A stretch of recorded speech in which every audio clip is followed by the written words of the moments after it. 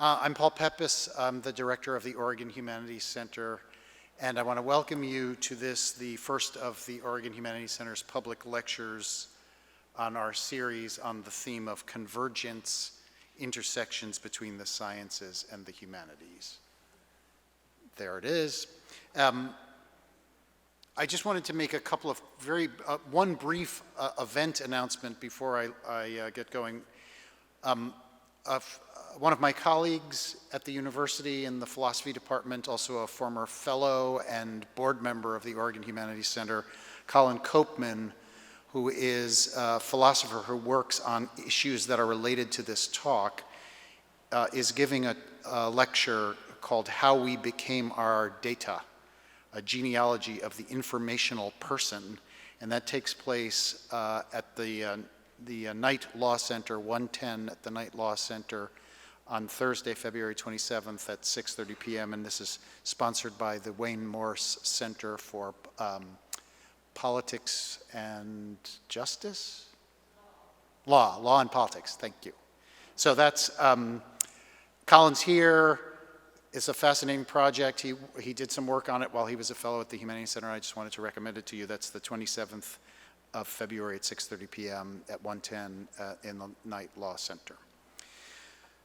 So we chose this theme of convergence, intersections between the sciences and the humanities, given that the moment that we're in. It's a moment when the humanities and the sciences are both subject to growing skepticism and critique and sometimes attack, when the humanities are being pressured to demonstrate their value in quantitative terms, when questions of ethics and justice regarding technological change and scientific innovation are increasingly urgent, and a moment when the University of Oregon is nearing completion on a new applied science campus, aimed in part to access industry funding. So we organized this lecture series to highlight key areas of human experience where science and the humanities intersect, as well as areas of divergence where we thought that science and the humanities could be brought into a more productive relation. Our speakers in the series, a group of distinguished scholars, scientists, and science writers, will discuss a range of topics and perspectives relating to technology, bioethics, health and justice, climate change, and human adaptation, and neuroscience and the human brain. Before introducing our speaker for tonight, the distinguished scholar of African American Studies, Ruha Benjamin, I have a couple of other announcements as usual. As always, and as you've seen, there's an information table in the lobby where you can find out about upcoming OHC-sponsored and co-sponsored events and where you can sign up for our mailing list. Professor Benjamin has graciously agreed to take questions following the talk. Because we are recording the lecture, people will need to come to the microphones in the aisle. So where is that thing? It's right there. We'll bring it to the aisles and we'll bring a microphone so that your question can be registered on the video. To maximize audience opportunities to ask questions, please keep your question as concise as possible and make sure to ask a question. It gives me great pleasure now to introduce tonight's speaker, Professor Ruha Benjamin, who will deliver this year's Cressman Lecture. The Cressman Lecture was inaugurated in 1994 with a generous bequest from former UO anthropology professor and archaeologist Luther Cressman. The inaugural Cressman Lecture was delivered in 1996 by N. Scott Momaday. The lectureship's goal is the presentation and illumination of fundamental humanities issues confronting societies centrally occupied with science, technology, and business. Given both the Cressman Lecture's stress on fundamental humanities issues confronting societies occupied with science, technology, and business, as well as our convergence theme focus on intersections between the sciences and the humanities, I can't imagine anyone better suited to serve as this year's Cressman Lecturer than Ruha Benjamin. Professor Benjamin is an associate professor of African American Studies at Princeton University, who studies the social dimensions of science, technology, and medicine, race and citizenship, knowledge, and power. She is also the founder of the Just Data Lab, which brings together activists, artists, educators, and researchers to develop humanistic approaches to data conception, production, and circulation that rethink and retool data for justice. A prolific writer, Professor Benjamin is the author of 2 monographs centrally concerned with intersections between science and the humanities: People's Science, Bodies and Rights on the Stem Cell Frontier, and Race After Technology, Abolitionist Tools for the New Jim Code. She is also the editor of the volume Captivating Technology, Race, Carceral Technoscience, and Liberatory Imagination in Everyday Life. Taken together, Benjamin's body of work brilliantly addresses debates about how science and technology shape the social world and how people can, should, and do engage technoscience, grappling all the while with the fact that what may bring health and longevity to some may threaten the dignity and rights of others. Professor Benjamin's lecture tonight promises to bring her devotion to humanistic inquiry, her capacious learning in science, medicine, and technology, and her fierce commitments to social justice to the fascinating topic, Beyond Buzzwords, Reimagining the Default Settings of Technology and Society. Please join me in welcoming Ruha Benjamin.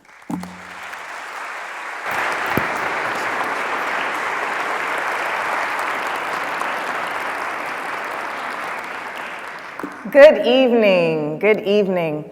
Are we okay with the sound? Should I move this mic out of the way and you can still hear me? All right, how's everyone doing? Good, thanks for coming out tonight.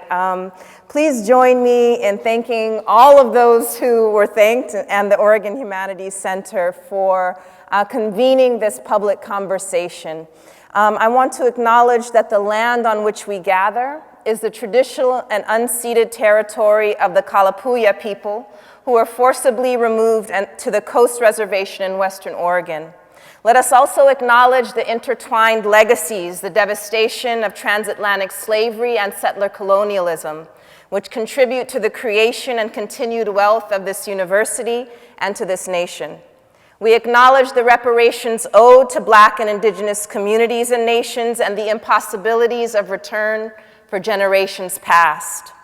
Let us also acknowledge the ancestors in the room this evening as we fight together for better futures. We're alive in an era of awakening and mobilization to preserve this planet and all the beautiful creation that is no doubt worthy of the struggle. Ashe. You're going to see me put my finger up. It's going to be a little weird, but that's because we're switching the slides. We have an automated technology going on here. So pop quiz to get us started. Turn to your neighbor, introduce yourself, and without using the Google search function on your phone, try to take an educated guess on the author of this quote. We have guided missiles and misguided men. 30 seconds, go. All right, let's come back together. Maybe we'll get a guess from each side. Someone who doesn't know. If you know, just keep it to yourself. A good guess over here on this side. Oppenheimer, this side. Say it again. Sagan. It is Martin Luther King Jr. So it's a reminder for us that the quest for racial justice and equity in this country has always entailed a concern for the role of technology and technological prowess in that quest. Too often, our investment and our ability to build up our technological capacity has not gone hand in hand with our ability to build up our moral capacity and our social imagination. These two things have been very asymmetrical. So in kicking off the talk, let's remember that we're building on a long tradition of thinking together about the plight of humanity and the role of technology in that, whether we're talking about automated weapons or automated decision systems more broadly. What other capacities do we need, creative and critical, as we move forward? And so let me begin with a recent experience I had being a nosy sociologist walking by two men in Newark International Airport. When I overheard one say to the other, "I just want someone I can push around." I didn't stick around to see how the sentence ended, but I could imagine all types of endings. It could be in the context of looking through resumes, deciding who to hire. I just want someone to push around at work. Or in the context of dating or marriage, I just want someone to push around in my personal life. The desire to exercise power over others is a dominant mode of power that has been given new license to assert itself, a kind of power that requires others to be subordinate. At the time, I was traveling to speak with students at Harvey Mudd College about issues of technology and power. And so when I overheard this conversation, I couldn't help but think of this advertisement from 1957 Mechanics Illustrated. Quote, "The robots are coming. And when they do, you'll command a host of push-button servants." And then it says, in 1863, Abe Lincoln freed the slaves, but by 1965, slavery will be back. We'll all have personal slaves again. Don't be alarmed. We mean robot slaves. So much going on this one little page, isn't there? We could talk about it for an hour. But for the sake of time, there are just two things I'll point out. The first is just to take note of the date, 1957, a time when those who were pushed around in the domestic sphere, wives and domestic servants, could no longer be counted on in the same way to, quote, dress you, comb your hair, and feed you meals in a jiffy. Hence the desire to replace free and cheap labor in the home with push-button robots. The fact is, no technology is preordained, but rather the broader context makes some inventions appear inevitable and desirable. Perhaps even more telling is that we will all have personal slaves again. That one little word tells us something about the targeted audience of this ad. Certainly not those who are the descendants of people who were enslaved the first time. The imagined user is gendered, raced, and classed without gender, race, or class ever being mentioned. Code words in this sense. Encode interlocking systems of inequality as part of the design process. Precisely by ignoring social reality, tech designers and adopters will almost certainly reproduce it. True in 1957, true today. With that, let me offer 3 provocations as a kind of trailer for the rest of the talk, in case anyone needs to leave early or you get distracted. At least you know what I want you to know. First, racism is productive. Not in the sense of being good, but in the literal capacity of racism to produce things, of value to some even as it wreaks havoc on others. We're taught to think of racism as an aberration, a glitch, an accident, an isolated incident, a bad apple, in the backwoods, and outdated, rather than as innovative, systemic, diffuse, an attached incident, the entire orchard, in the ivory tower, forward-looking, productive. In sociology, we like to say race is socially constructed, but we often fail to state the corollary that racism constructs. Secondly, I'd like us to think about the way that race and technology shape one another.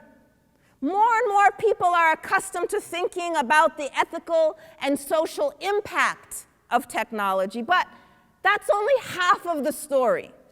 Social norms, values, and assumptions all exist prior to any given tech development. So it's not simply the impact of technology that we should be concerned about, but the social inputs that make some inventions appear inevitable and desirable. Which leads to a third provocation, that imagination is a contested field of action, not an ephemeral afterthought that we have the luxury to dismiss or romanticize, but a resource, a battleground, an input and output of technology and social order. In fact, we should acknowledge that most people are forced to live inside someone else's imagination. And one of the things we have to come to grips with is how the nightmares that many people are forced to endure are the underside of elite fantasies about efficiency, profit, and social control. Racism, among other axes of domination, helps to produce this fragmented imagination, misery for some, monopoly for others. This means that for those of us who want to construct a different social reality, one grounded in justice and joy, we can't only critique the underside, but we also have to wrestle with the deep investments, the desire even, that many people have for social domination. I just want someone I can push around. So that's the trailer. Now let's turn to some specifics. Beginning with a relatively new app called Citizen, which will send you real-time crime alerts based on a curated selection of 911 calls.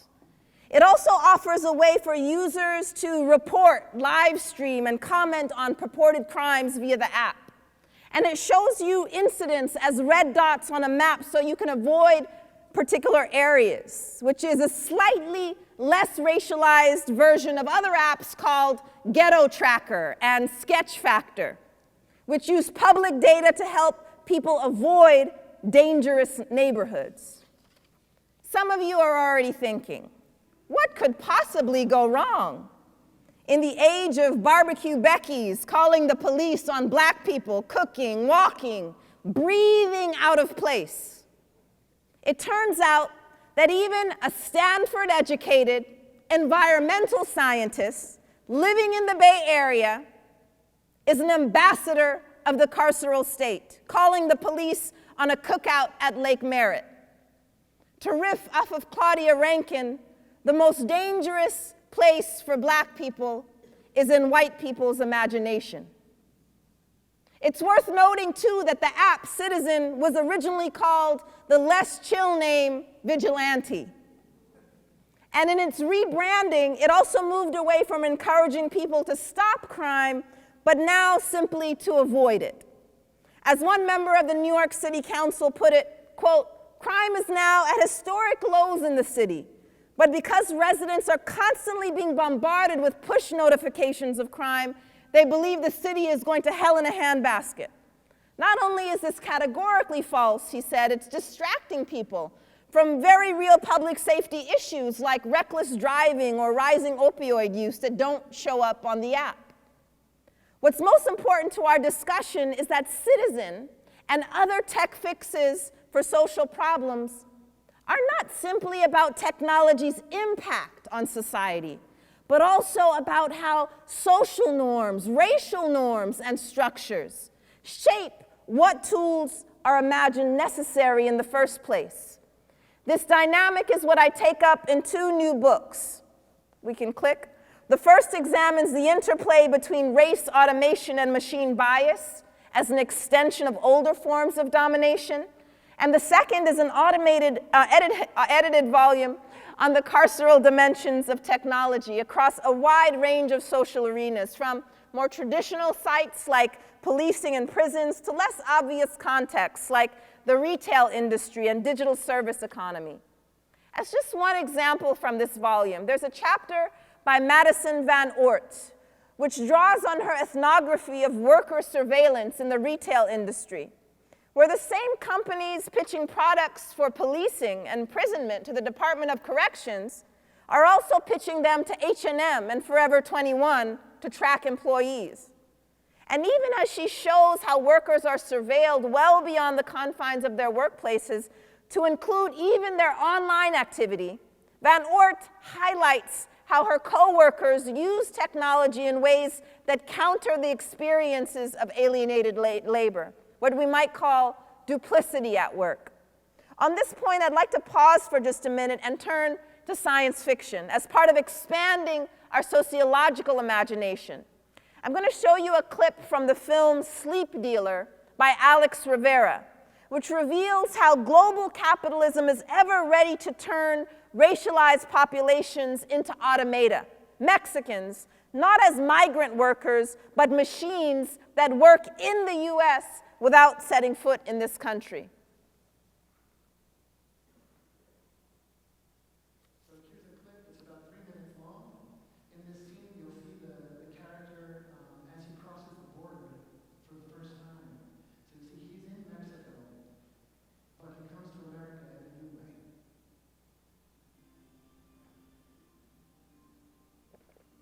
Cerca de la colonia donde vivían, en las afueras de la ciudad, estaban haciendo maquilas, los sleep dealers.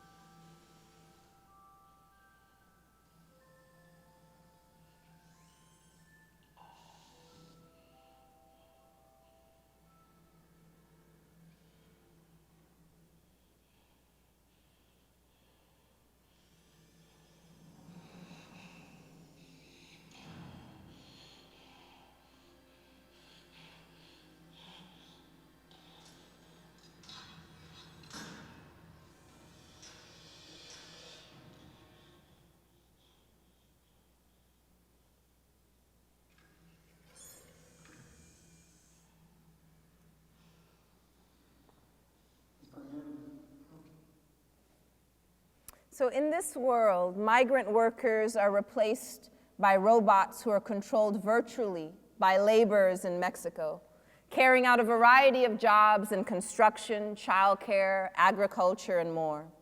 Not only is the tech invasive, as we just saw, but it also allows unprecedented surveillance. So if a worker falls asleep for an instant, the computer wakes her up, registers the lapse, and docks her pay.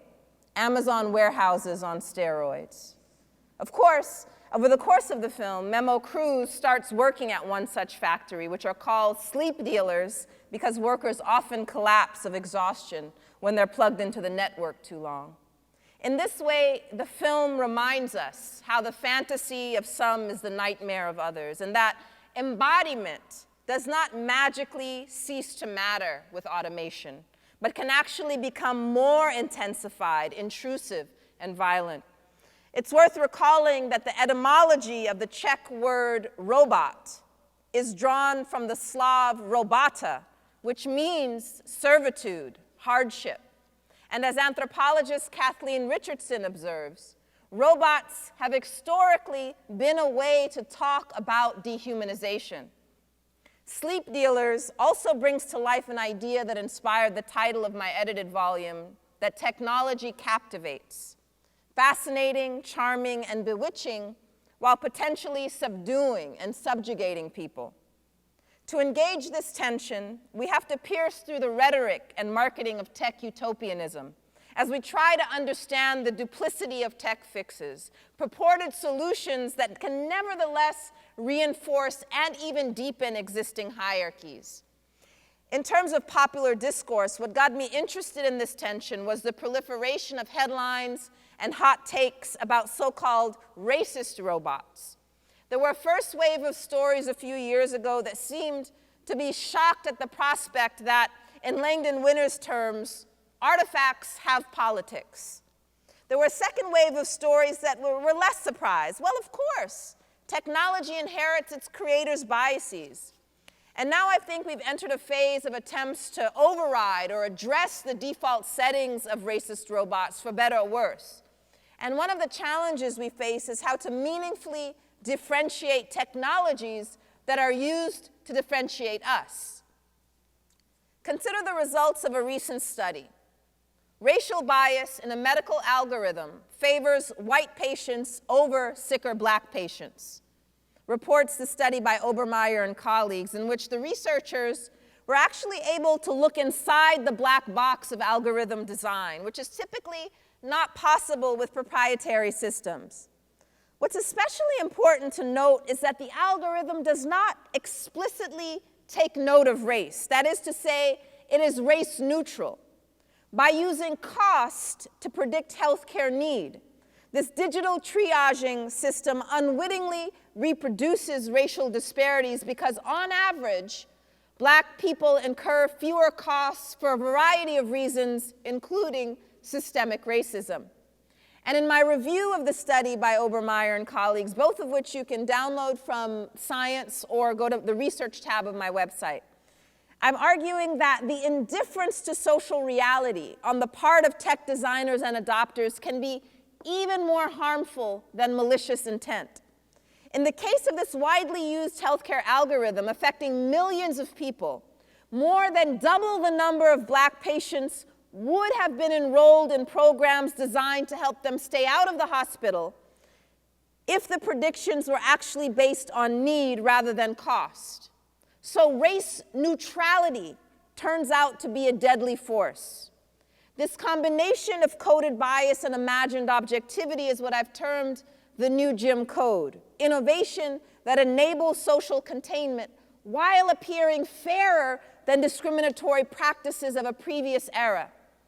This riff off of Michelle Alexander's analysis in the new Jim Crow considers how the reproduction of racist forms of social control in successive institutional forms entails a crucial socio-technical component that not only hides the nature of domination, but allows it to penetrate every facet of social life under the guise of progress. This formulation, as I highlight here, is directly related to a number of other cousin concepts, we might call them, by Brown, Broussard, Daniels, Eubanks, Noble, and others. And it's situated in a hybrid literature that I think of as race-critical code studies. This is an approach that's not only concerned with the impacts of technology, but its production, and particularly how race and racism enter the process. So two works that illustrate this approach are first, Sophia Noble's Algorithms of Oppression, in which she argues that racist and sexist Google search results, for example, pornographic images that are returned when you type in the phrase black girls, grow out of a corporate logic of either willful neglect or a profit imperative that makes money from racism and sexism. Then Simone Brown's analysis in Dark Matters examines how the history of surveillance technologies reflect and reproduce distorted notions of blackness. She examines how surveillance is nothing new to black folks, from slave ships to slave patrols to airport security checkpoints, and stop and frisk policing practices. She points to the facticity of surveillance in Black life. In this way, she's challenging a techno-deterministic approach by arguing that instead of seeing surveillance as something inaugurated by new technologies, we should see it as ongoing and insist that we factor in how racism and anti-Blackness undergird and sustain what she calls the intersecting surveillances of our present order. And so, to continue examining how anti-Blackness gets encoded in and exercised through automated systems, I consider 4 conceptual offspring to the new Jim Code that fall along a kind of spectrum. We can start with engineered inequity, which names those technologies that explicitly seek to amplify social cleavages. They're what we might think of as the most obvious, less hidden dimension of the new Jim Code. Then we move to default discrimination, which are those inventions that tend to ignore social cleavages and as such tend to reproduce the default settings of race, class, and gender, among other axes of difference.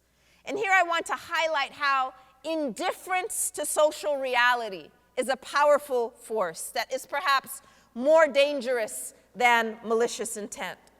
Then we have coded exposure. Sorry, I didn't mean to put my finger up. That's dangerous. This is dangerous. All right, back to coded exposure, which highlights the underside of tech inclusion, how the invisibility or technological distortion of those who are racialized is connected to our hypervisibility within systems of surveillance.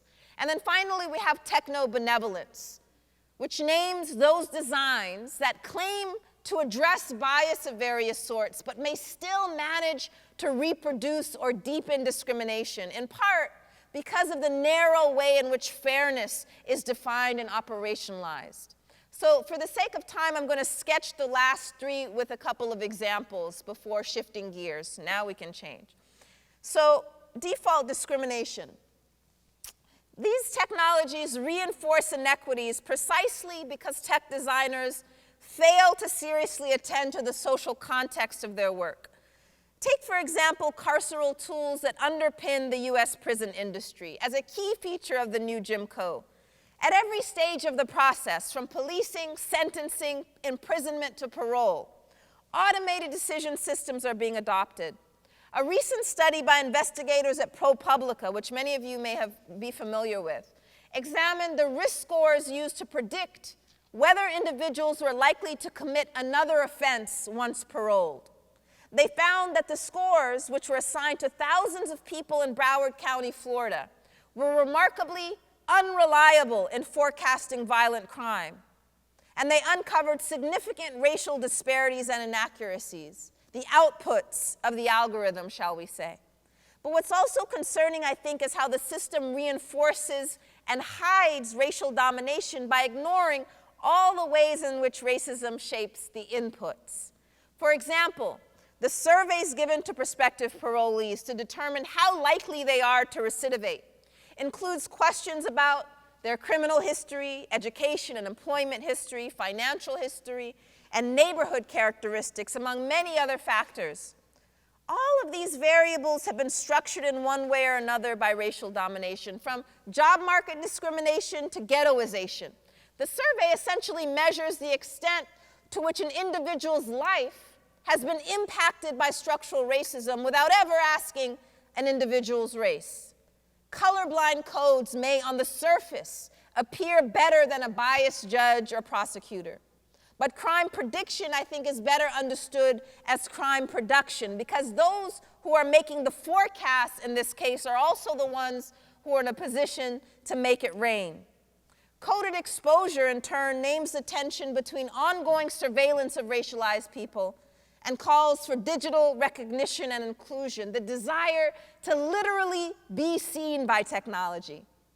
But inclusion into harmful systems is no straightforward good. Instead, photographic exposures enable other forms of exposure and thus serves as a touchstone for considering how the act of viewing something or someone can put the object of our vision at risk, a form of scopic vulnerability that's central to the experience of being racialized. What I'd like to underscore is that it's not only in the process of being out of sight, but also in the danger of being too centered, that racialized groups are made vulnerable. So that being included is not simply positive recognition, but can be a form of unwanted exposure, though not without creative resistance, as I'll come back to in just a moment. But first, another brief interlude.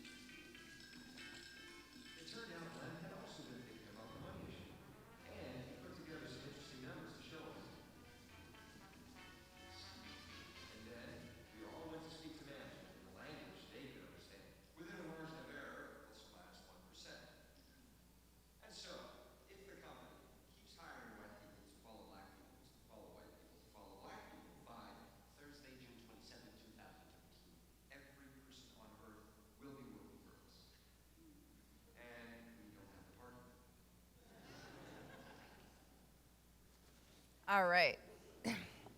Sometimes you gotta laugh to keep from crying, all right? So the show depicts how a superficial corporate diversity ethos, the prioritization of efficiency over equity, and the default whiteness of tech development work together to ensure that innovation literally produces containment. The fact that black employees are unable to use the elevators, doors, water fountains, or turn the lights on is treated as a minor inconvenience in service to a greater good. This is the invisibilizing side of a process that Alondra Nelson describes as a dialectic of surveillance and neglect that characterizes black life vis-a-vis science and technology. Finally, some of the most interesting developments, I think, are those we can think of as techno-benevolence that aim to address bias in various ways. Take, for example, new AI techniques for vetting job applicants. A company called HireView aims to reduce unconscious bias and promote diversity in the workplace by using an AI-powered program that analyzes recorded interviews of prospective employees.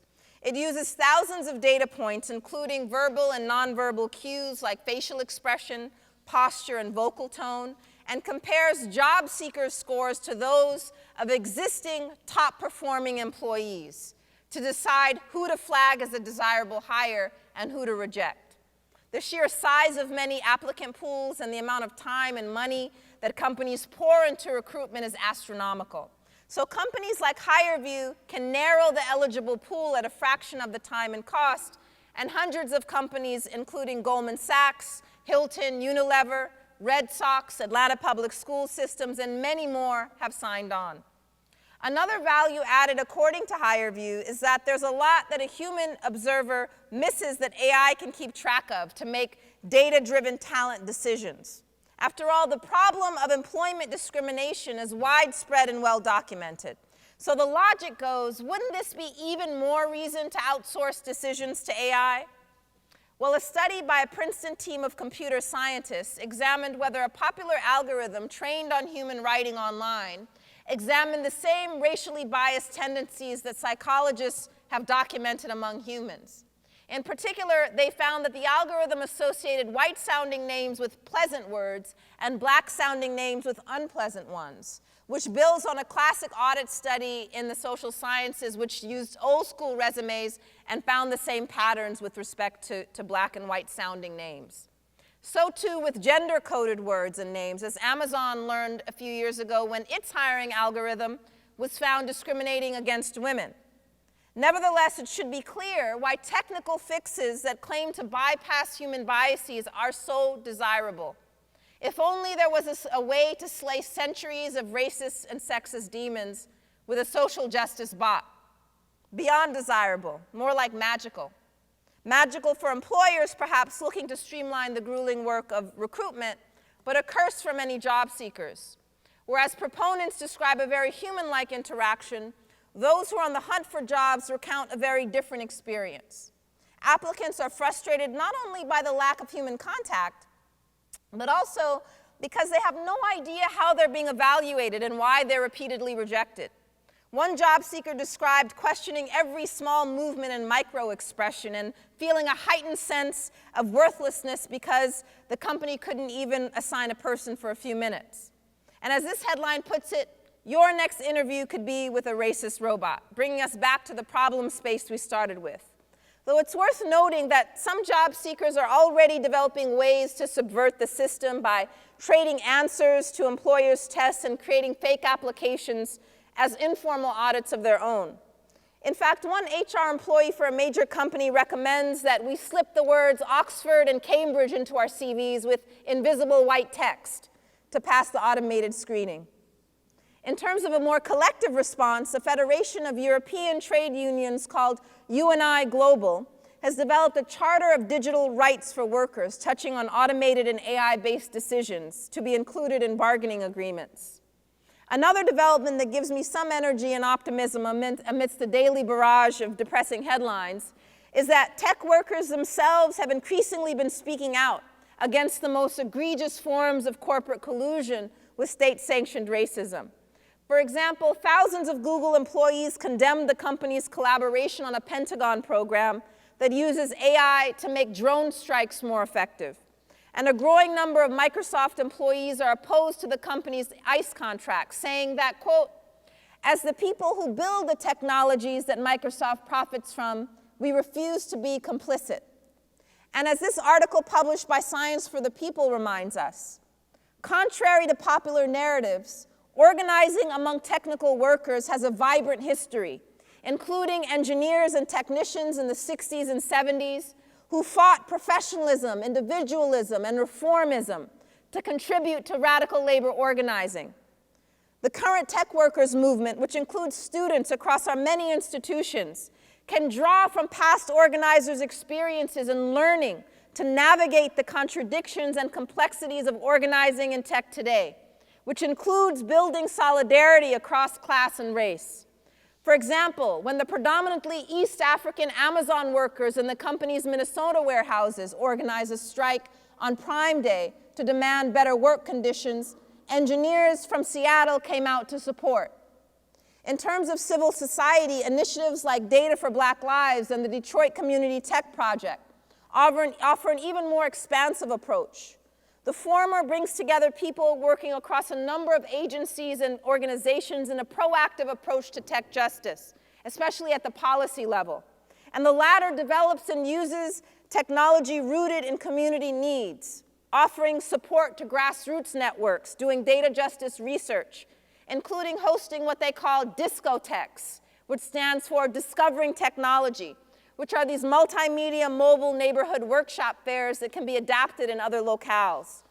And I'll just mention one of the concrete collaborations that's grown out of Data for Black Lives. A few years ago, several government agencies in St. Paul, Minnesota, including the police department and the public school system, formed a controversial joint powers agreement called the Innovation Project, giving these agencies broad discretion to collect and share data on young people with the goal of developing predictive tools to identify, quote, at-risk youth in the city. There was immediate and broad-based backlash from the community, and in 2017, a group of over 20 local organizations formed what they called the Stop the Cradle to Prison Algorithm Coalition. Data for Black Lives has been providing various forms of support to this coalition, and eventually, the city of St. Paul dissolved the agreement in favor of a more community-led approach, which was a huge victory for the activists who'd been fighting these policies for over a year. In terms of regulatory changes, the Pacific Northwest in particular, among many other regions, has been considering implementing bans on facial recognition. And I believe in Portland, it's one of the first places that's thinking of a ban not only for the public sector, but for private companies as well.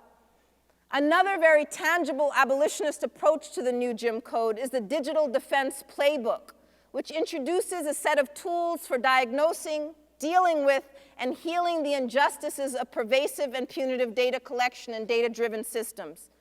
The playbook contains in-depth guidelines for facilitating workshops, plus tools, tip sheets, and reflection pieces crafted from in-depth interviews with communities in Charlotte, Detroit, and LA, with the aim of engendering power, not paranoia, when it comes to technology.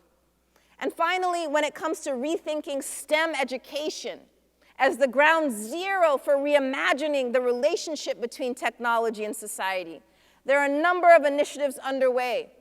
I'll just mention one very concrete resource that you can all download called the Advancing Racial Literacy in Tech Handbook, developed by some wonderful colleagues at the Data and Society Research Institute.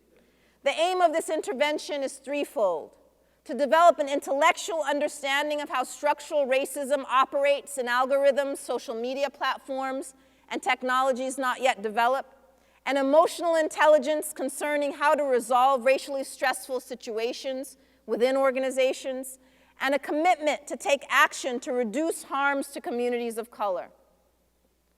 The fact is, data disenfranchisement and domination has always been met with resistance and appropriation, in which activists, scholars, artists have sharpened abolitionist tools that employ data for liberation. This is a tradition in which, as W.E.B. Du Bois exclaimed, one could not be a calm, cool, and detached scientist while Negroes were lynched, murdered, and starved. From his modernist data visualizations representing the facts of Black life, to Ida B. Wells Barnett's expert deployment of statistics in the Red Record, there is a long tradition of employing and challenging data for justice. Towards that end, the late critical race scholar, Harvard professor Derek A. Bell, encouraged a radical assessment of reality through creative methods and racial reversals, insisting that to see things as they really are, you must imagine them for what they might be, which is why I think the arts and humanities are so vital to this discussion and this movement.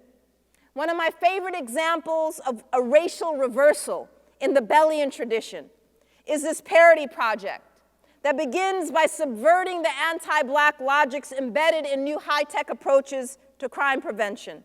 Instead of using predictive policing techniques to forecast street crime, the white-collar early warning system flips the script by creating a heat map that flags city blocks where financial crimes are likely to occur.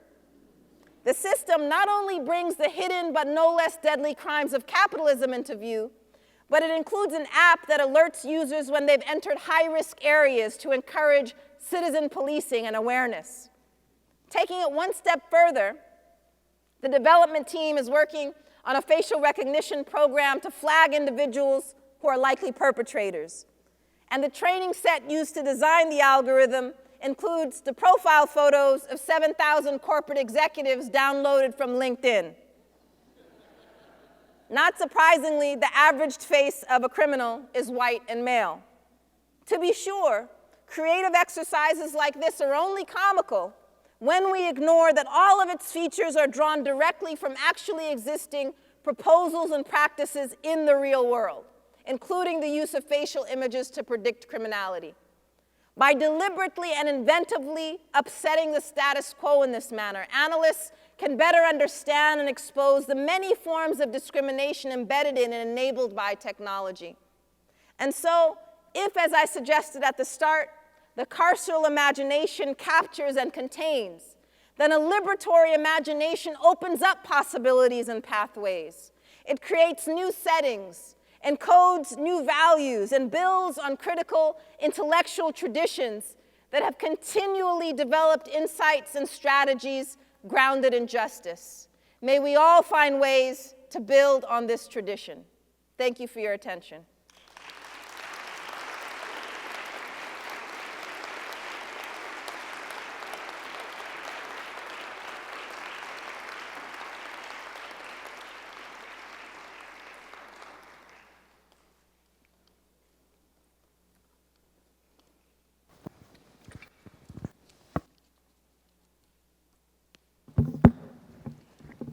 Questions for Ruha Benjamin?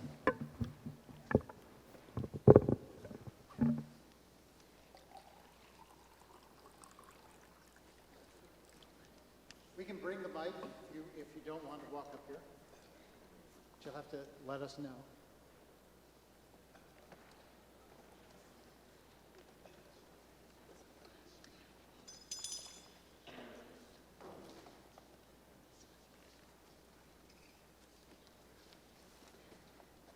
Thank you so much for being here with us today. You mentioned a couple areas in which technology has been used to perpetuate racism. Are there specific examples beyond the app in terms of policy that cities have enacted to use technology to fight back against racism, specifically instances of white supremacy? Yeah, and so did everyone hear the question? Examples of technology in which cities in particular have used to fight back against racism. And so in terms of municipalities, what I see is not necessarily framed in terms of fighting back, but there's a wave of attempts to create regulatory bodies that keep track at the very basic level of what automated systems exist in various locales. So New York City in particular, a few years ago, started a task force that was just trying to take stock and create an inventory of all of the automated decision systems that were being used across city agencies. And even that basic exercise was an issue. They were not able to do that basic kind of inventory for a number of reasons. And there's both an official report that just came out a few months ago and a shadow report in which a number of activists and people who were involved in the task force revealed the underside of what happened. And so I wouldn't call that an attempt to use technology to fight racism, but it was a form of accountability that's being trying to develop. That said, there are independent efforts. Okay, so I mentioned the white-collar early warning system as a kind of parody only because it bookends the talk, because I started with Citizen. That sort of is the corollary. But there are a number of initiatives like the Anti-Eviction Mapping Project, in which organizations are working to develop digital tools to visualize the process of gentrification and eviction that is happening in various locales, starting with some of the major cities. So that's a way of using digital tools in order to expose processes of displacement and subjugation. And so what I would say is what we need to consider is, who are the tools being trained on? How is the problem being defined that technology is supposed to solve? So when we think about the process of developing technologies, we often start very late in the process to begin to question and look for sources of harm and sources of how power is being exercised. And what I would suggest is we need to start our questioning far upstream to where the problem is defined that technology is supposed to solve and address. So one could imagine digital tools that are used to look for risky tenants, right?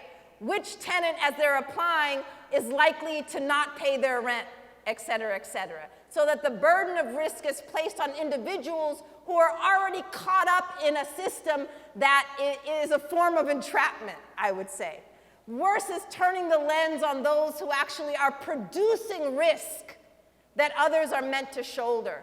And so this connection between riskiness and racism, riskiness and inequity, and who we're training our digital tools on in terms of this risk assessment is crucial. If we can go a few slides forward, I'll just show you an example. This one right here. That one, yeah, judging risk.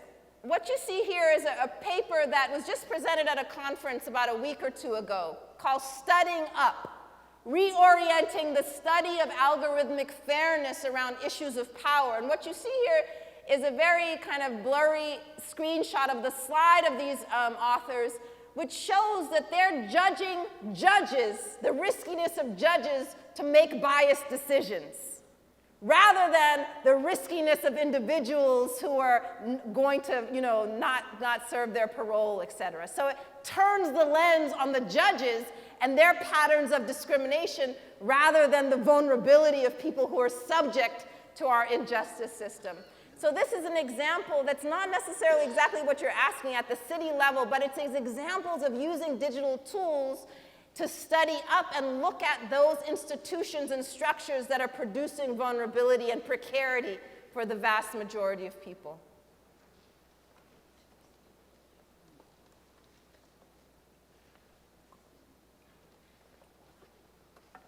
Hello, Dr. Ruha, my Jersey girl. Hi. I have a question for you. Ancestry.com. I'm very disappointed with my outcome. And then there's a competitor, AfricanAncestry.com. Could you speak a little bit about DNA collection and the algorithms and how it's obviously not, we're not the target population? Yeah, we are and we're not. So it's interesting. I would point to anyone who's really wants to dive deep into issues of genetic information, genetic testing, to take a look at a book called The Social Life of DNA by my colleague who I also cited earlier, Alondra Nelson. And she looks at the way in which all kinds of groups are wrestling with the meaning and power of genetic information to make all kinds of consequential decisions. And so this is an area that does dovetail quite a bit with this algorithmic discrimination that I'm describing. And one crucial way in which they overlap is that the appeal of genetic ancestry testing, the way it started as a kind of recreational exercise, a kind of personal genealogical quest that drew in many people. And specifically in this country, there's a wide appeal for people to find their roots for a variety of reasons, we know. But what's interesting is now the way that this personal quest and recreational endeavor dovetails with all kinds of institutional structures that puts people's DNA or genetic information at risk of being used against them. And so, for example, the way that law enforcement can try to use this information to make familial matches for various crimes, or the way that it can be used, say, in terms of your health insurance, if you're shown to have a predisposition towards some illness, how it can affect your insurance. And so what I think we have to be concerned about, similarly on the algorithmic side of things, is the way that we are drawn in as consumers into a process in which we're not really paying attention to the potential harms of the process and the ways that it can be misused and turned against us. And so my hope is that our antenna will start to grow and we can begin to think in more critical ways rather than simply thinking of ourselves as users, because users get used. We should think of ourselves as citizens and stewards rather than just thinking of the downstream benefits or harms. How do we impact the upstream design process and have the potential to refuse certain forms of data collection? You don't really have power if you can't refuse. If you only given the power to choose between choices that other people have determined, then you don't really have power, right? And so we have to begin to wrestle with the process very, very much early in the way that St. Paul example. Before this innovation project was rolled out, these predictive tools were rolled out and youth in St. Paul were going to be labeled as at risk or not. These community organizations galvanized and had it stopped before it started because their antennae were already up for a variety of reasons. And so it doesn't address the question directly, but there's a whole literature that I would recommend, starting with the social life of DNA, that deals with ancestry testing.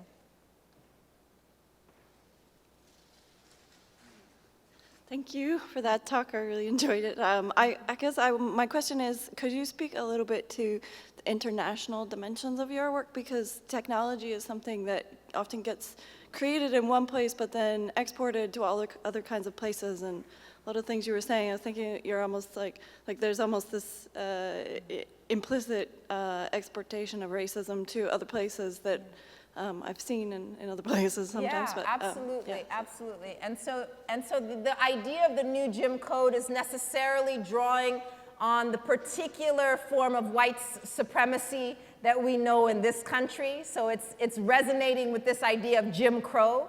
But the broader notion of automating inequality or engineering inequity is a global phenomenon, and it takes regional and nation-specific dimensions. For example, very briefly, I touch on in the book the way that caste and the national ID, Aadhaar system in India is reinforcing caste discrimination. Similarly in China with the Muslim population and the surveillance there using digital tools. And so what we need are more, not just research, but in terms of strategizing, scholars and people on the ground who are working to resist and push back against these dimensions, to look at the specific ways in which things are taking shape in different parts of the world, not to export my analysis that's mostly situated in the US and applying it everywhere, but to encourage more scholarship and coalition building in other places. In August, I was in Nairobi, and one of the issues there has to do with financial technologies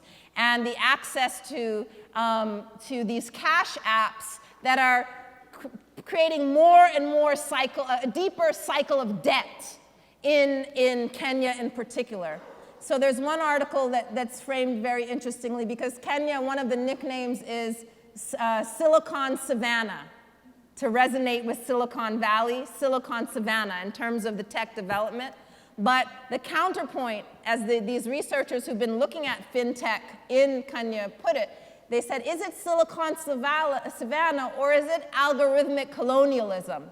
Because US-based firms are going there making these cash apps accessible, but then people are being drawn into these cycles of debt, and the stigma around that is growing, so that if you go to apply to a job, whether you are blacklisted on one of these apps can prevent you from getting a job or housing, et cetera, et cetera. And so it's really something that is not only happening in Kenya, but the pace at which it's already taken shape there, we can learn from in other places. And so this is the general contours of what I'm describing is certainly a global phenomenon, but we want analyses and we want people thinking and working in these different places to look at how the socially salient hierarchies in different countries are getting embedded and being enabled by these technologies, but they don't have to.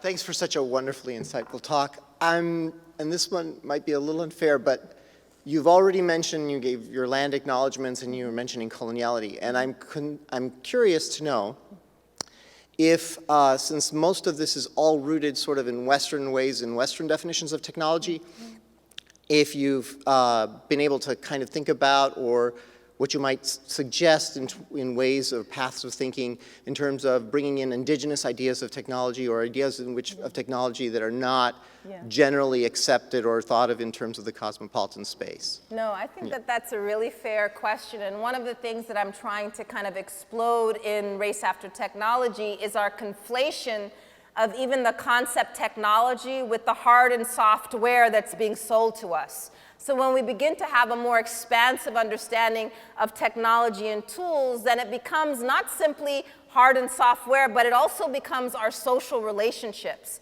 The tools that can be used for hierarchies can also be used to establish forms of relationality and connection that are important. So I spend the greater part of the chapter 5 actually trying to give voice to all kinds of more community-based forms of tool making that's not just hinged on, what's being sold to us, out of, Silicon Valley. And so both in terms of indigenous and other kinds of communal forms of tool making that I associate with the abolitionist tools that are going to push back against the new Jim Code. And so beyond what I described there, there's a whole kind of literature that's really unpacking that, and I appreciate the question.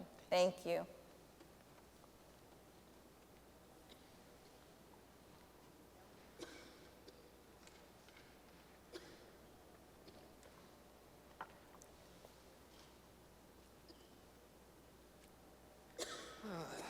Thank you for coming out, as Brianna said before. I'm a software developer, and I'm sure I'm not the only software developer here. What should we as software developers do to make sure that we don't fall into these traps and perpetuate these issues? Yeah, that's a great question. And I would say probably a month ago, my standard answer was join in partnership with communities, and rather than trying to decide outside of those sort of collaborations, work in concert with communities that your technologies are supposed to help. Look at the design justice principles. So if you Google design justice principles as a framework for how to go about designing technologies, that's out of MIT. My colleague Sasha Kasanza-Schock has started to put these into practice. That's my go-to, start with that. But in the last month, I started reading a fantastic book that I think all designers, tech workers should read, besides my book. It's called what is it? Ruined by Design by Mike Montera. And the reason why I love this book, one, it's written by a designer, an engineer, two people in that demographic, and it has a really insider perspective, someone who's worked in the field for over 30 years or so. And one of the things, and so I'm about halfway through the book, and what's striking to me is, and what I'm kind of taking away from it, is that yes, we need collective action. We need the sort of, organizing frameworks that I hinted to in the latter part of my talk. But there is also a role for individuals to play in terms of standing up for what they know is right in the context of various companies and organizations.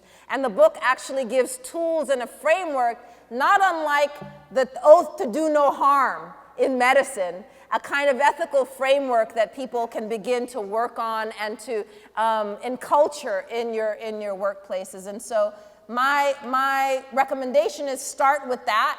And if you still have a question, then ask Mike, not me.